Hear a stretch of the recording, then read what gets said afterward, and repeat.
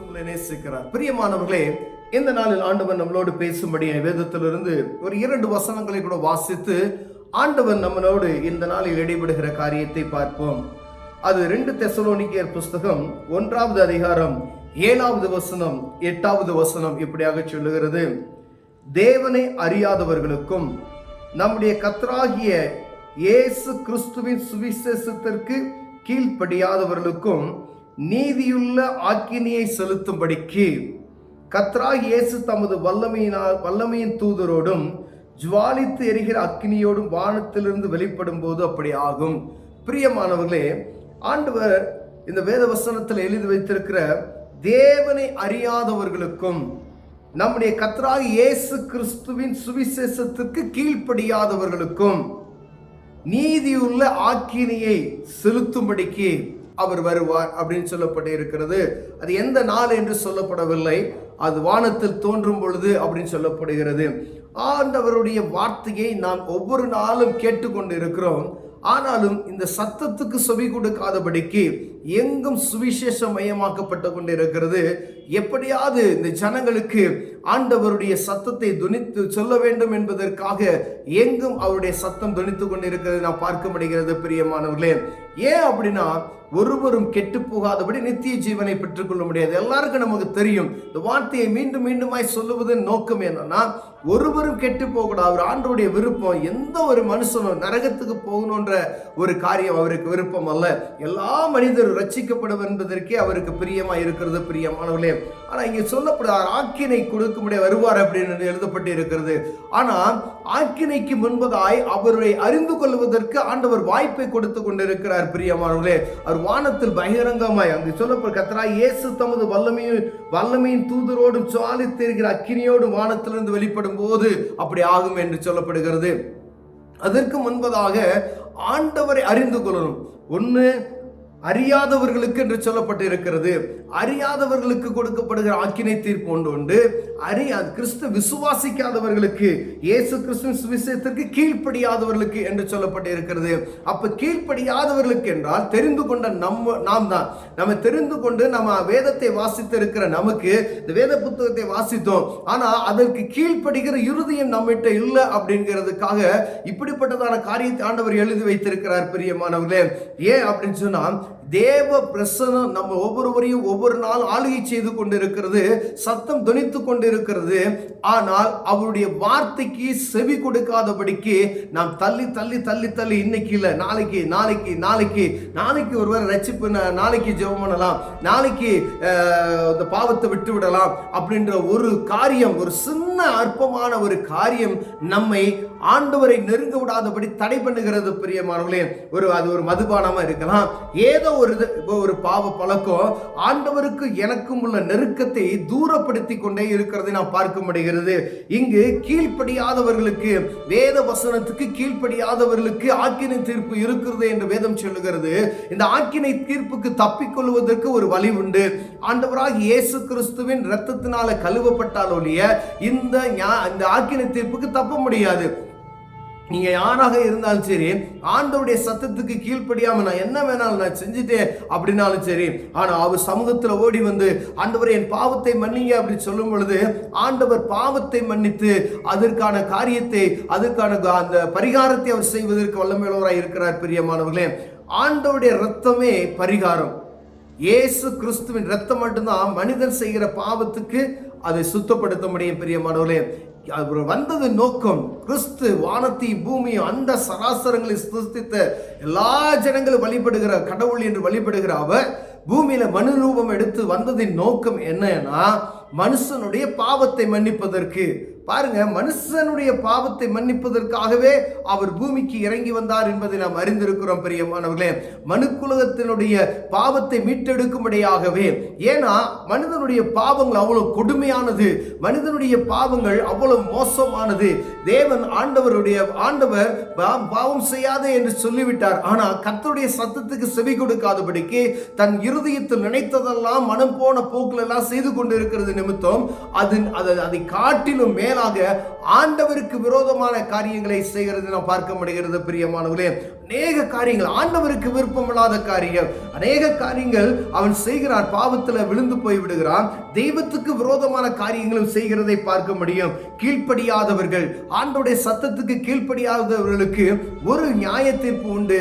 அதில் தப்பித்துக் கொள்வதற்கு இயேசு என்ற நாமம் மாத்திரமே அதற்கு பலன் அளிக்கும். பிரியமானவர்களே, ஒருவேளை இந்த அநேக முறை நம்ம சத்தத்தை கேட்டு அதற்கு கீழ்ப்படியாமல் நம்ம இருந்தோமே, ஆனால் ஆண்டவர் நம்மளோடு தான் இடைப்பட்டு கொண்டு இருக்கிறார். ஒருவேளை அநேகர் சொல்லியிருப்பாங்க அவங்ககிட்ட, இயேசுதான் மெய்யான தெய்வம் என்று சொல்லுவாங்க, அவரை நோக்கி பாருங்க, அவர் உங்களுக்கு பாவ மன்னிப்பு நிச்சயத்தை தருவார்னு சொல்லுவாங்க. ஆனா கேட்பதற்கு இருதயமற்றவர்களாய் நாம் அப்படியே என்ன செஞ்சிருவோம், கடந்து போய் விடுவோம். பிரியமானவர்களே, ஆனா ஆண்டவர் இந்த நாள் உங்களோடு பேசிக் கொண்டு இருக்கிறார். அடிக்கடி கடினப்பட்டு தன் இருதயத்தை கடினப்படுத்துகிற மனுஷன் சடுதியிலே நாசமடைவான் என்று வேதம் சொல்லுகிறது. பிரியமானவர்களே, ஒரு வார்த்தை ஒரு மனிதனுக்குள்ளாய் மீண்டும் மீண்டுமாய் ஆண்டவர் சொல்லிக்கொண்டே இருக்கிறார் வச்சுக்கோங்களேன். அப்படி சொல்லிக்கொண்டே இருந்து அதை கேட்கல அப்படின்னு சொன்னா ஆண்டவர் அப்ப தண்டனைக்குள்ளாக நம்மை தள்ளி விடுவார். பிரியமான ஒரு காரியத்துக்காண்டி ஆண்டவர் சொல்லி இதை செய்யாதன்னு சொல்லி, ஆனா நமக்கு கீழ்ப்படுகிற இருதயம் இருக்காது பாருங்களேன். ஏன்னா பாவம் நம்மளை விட்டு என்ன செய்ய தூரப்பட்டு போகாது. நம்மளை எவ்வளவு பிடித்துக் கொள்ள முடியுமோ. ஒரு ஸ்மோக் பண்றவங்க இருக்காங்க அப்படின்னா அந்த புகைப்பழத்துக்கு அடிமைப்படுத்தப்பட்ட அந்த அடிமைத்தனத்திலிருந்து அவங்க வெளியே வருவதற்கு ரொம்ப கடினமான காரியமா இருக்கும். இந்த தேவ சமூகத்துல வந்து நீங்க ஜெபிச்சீங்கன்னா மாத்திரம்தான் இந்த பழக்கத்திலிருந்து முற்றிலுமாய் விடுதலை கொடுக்க முடியும். மாத்திரை இருக்குது, மருந்து இருக்குது, டாக்டர்ஸ் இருக்கிறாங்க, கவுன்சிலிங் இருக்கிறது. இதை காட்டிலும் உதாரணத்துக்கு அது புகைப்பழத்தை சொல்லுகிற, இதே போல பூமியில் இருக்கக்கூடிய எல்லா பாவ பழக்கத்திலும் மனிதன் அடிமைப்படுத்தப்பட்டு இருக்கிறார். இந்த அடிமைத்தனம் எதுக்காக அப்படின்னு சொன்னீங்கன்னா, ஆண்டவரை கிட்ட நெருங்க விடாதபடிக்கு, சுவிசேஷத்திற்கு கீழ்ப்படியாதபடிக்கு, கர்த்தருடைய இயேசு கிறிஸ்துவின் வார்த்தைக்கு கீழ்ப்படியாதபடிக்கு தங்களை தூரப்படுத்தி கொண்டே போகிறது என்பதை நாம் அறிந்து கொள்ள முடியாது அழைக்கப்படுகிறோம். பிரியமானவர்களே, ஒரு காரியத்தை இப்போ டிவி பார்க்கணும் அப்படின்னு நீங்கள் டிவி பார்த்துக்கிட்டு இருக்கீங்க, அந்த டிவி பார்க்குற பழக்கத்தை, சீரியல் பார்க்குற பழக்கத்தை நான் விடணும் அப்படின்னு நீங்கள் முடிவு பண்ணுறீங்க அப்படின்னா, ஏன்னா உங்கள் இறுதி என்ன செய்யுது, கரெக்டாக 7 மணி ஆச்சுன்னா அந்த நேராக டிவியில் போய் எங்கே இருந்தாலும் சரி பார்த்தீங்கன்னா அந்த கரெக்டான டைமுக்கு என்ன செய்யணும், ஓடி வந்து என்ன நடக்குது அப்படின்னு சொல்லி பார்க்குற ஒரு இருதயத்தில் ஒரு வாஞ்சை உண்டாகுது பார்த்தீங்களா? அப்போ சத்துரு உங்களை எவ்வளோ அடிமைப்படுத்தி வைத்திருக்கிறான்னு பாருங்க. பாவம், இது ஒரு பாவம் தான். ஏன்னா தெய்வத்துக்கு நீங்கள் கொடுக்க வேண்டிய நேரத்தை காட்டிலும் யாருக்கு கொடுக்குறீங்க? ஒரு சீரியல் பார்க்குவதற்கு உங்க நேரத்தை செலவழிக்கிறீர்கள் என்றால் அப்ப ஆண்டவருக்கு அது கோபாக்கினியை உண்டாக்குகிறது. பிரியமான, ஏமாக என்கிட்ட நேரத்தை செலவு பண்ணல, ஆனா சீரியல் பார்க்குவதற்கு அவள் இருதயம் என்ன செய்கிறது, துடித்துக் கொண்டு ஓடுகிறது என்பதை அவர் ஆண்டவர் பார்த்து கொண்டே இருக்கிறார் என்பதை, அந்த காரியத்தை நாம் மறந்து போய் விடுகிறோம். பார்த்தீங்களா? சத்தியத்தை அறிந்தவர்கள் தான் இயேசு கிறிஸ்துவின் சத்தியத்துக்கு கீழ்ப்படியாதவர்களா இருக்கிறோம் பாருங்களே, அவர்களுக்கும் நியாய தீர்ப்பு உண்டு என்று சொல்கிறார். அவர் வரும்பொழுது அப்படி சொல்லப்படுகிறது.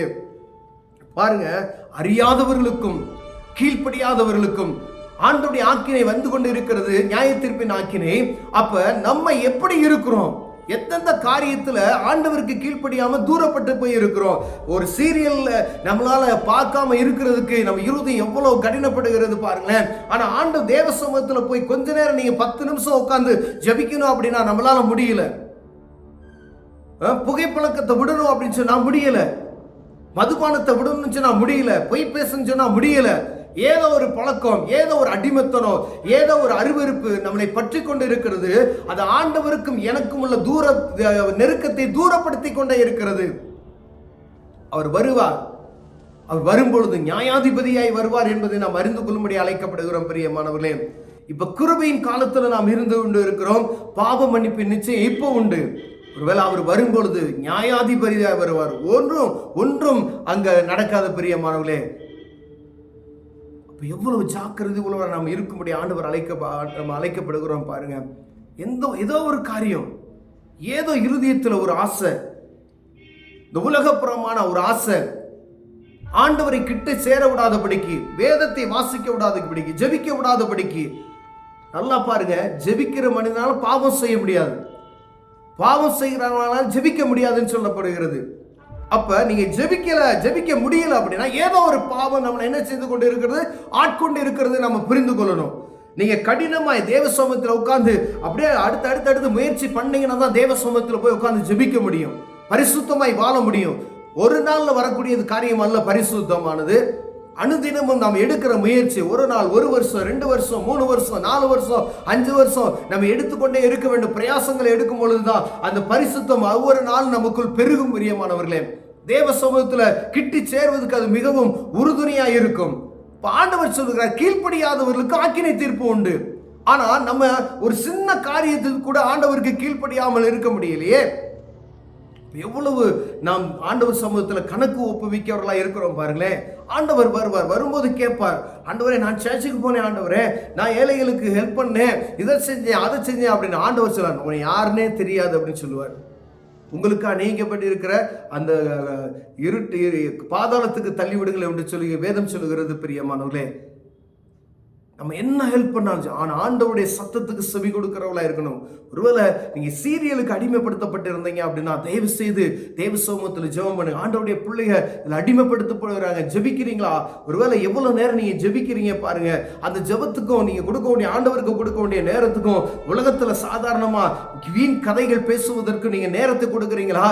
புரணி பேசுகிற நேரம் எவ்வளவு பேசுகிறோம். மற்றவங்களை பத்தி பேசணும் எவ்வளவு மணிக்கணக்கா அப்படியே நேரம் போறதே தெரியாது. ஆனா ஆலயத்துல போய் ஒரு அரை மணி நேரம் லேட் ஆயிடுச்சுன்னா எப்படி நம்முடைய சூழ்நிலைகள் முக பாவனைகளை எப்படி மாறுகிறது. நண்பர்களோடு பல மணி நேரம் வீணாய் செலவு பண்ணுகிறோம். ஆனா தேவ சமூகத்துல போய் அரை மணி நேரம் லேட் ஆட்டா நமக்கு வர டென்ஷன் எப்படி இருக்கிறது. வாலிபர்களே, உங்க இருதயத்தில் ஆண்டவருக்கு இடம் எப்படி வைத்திருக்கிறீங்க என்பதை பார்க்கும்படி ஆண்டவர் உங்களோடு பேசிக் கொண்டிருக்கிறார். வாலிப பிள்ளைகளுக்கு தேவ சமூகத்தில் உட்கார்னா கடுப்பா வருகிறது. ஆனா உன் நண்பனோடு உன் மொபைல் போனோடு நீ செலவு பண்ணுகிற நேரம் எவ்வளவு நேரமாய் இருக்கிறது. ஆண்டவருக்கு கீழ்ப்படுகிறார் இருதயம் நமக்குள்ள காணப்படுகிறது. பிரியமானவர்களே, எங்க சொல்லுகிற இயேசு கிறிஸ்துவினுடைய சுவிசேஷத்துக்கு கீழ்ப்படியாதவருக்கு நீதியுள்ள ஆக்கினை உண்டு. ஆக்கினைக்கு தப்பிக்கொள்ளணும், பாவ மன்னிப்பு நிச்சயத்தை நாம் பெற்றுக்கொள்ளணும். பிரியமானவர்களே, ஒருவேளை ஆண்டவர் உங்களோடு பேசுவானா? ஆண்டவர் ஜெபம் பண்ணுங்க, ஆண்டவரே இந்த காரியத்திலிருந்து எனக்கு விடுதலை தாங்க ஆண்டவரே அப்படின்னு சொல்லி கேட்டீங்கன்னா ஆண்டவர் விடுதலை தருவார். அவருடைய பிள்ளைகளாய் இவளை அணைத்துக் கொள்வார். பிரியமானவர்களே, அநேக அந்த அசுத்தத்திலிருந்து நம்ம மீட்டுக்கொள்ள அவர் வல்லமையுள்ளவராக இருக்கிறார். கண்களை மூடுவோம், ஜெபம் செய்வோம். அன்பின் தகப்பனே, உமக்கு கீழ்ப்படுகிற இருதயத்தை எங்களுக்கு தாங்க. அநேக காரியங்களை அடிமைப்படுத்த வைத்திருக்கிறது ஆண்டவரே, நீரே எங்களை விடுவித்து காத்துக்கொள்ளும். இயேசுவின் நாமத்தில் பிதாவே, ஆமென்.